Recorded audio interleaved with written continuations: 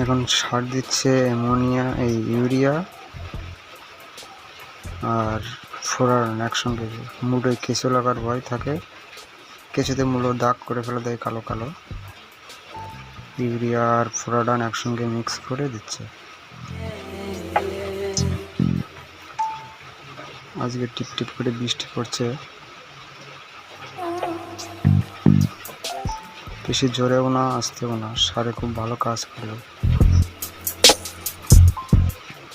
তবে এই বৃষ্টিতে সার না দেওয়াই ভালো ছিল। সার দিলে পরে বৃষ্টিতে এমনিতে ইউরিয়া থাকে, ইউরিয়া সার দিলে পরে মূলো ফেটে যাওয়ার ভয় থাকে। এটা হচ্ছে মটর শাক। অনেক রকমের চাষ করেছে,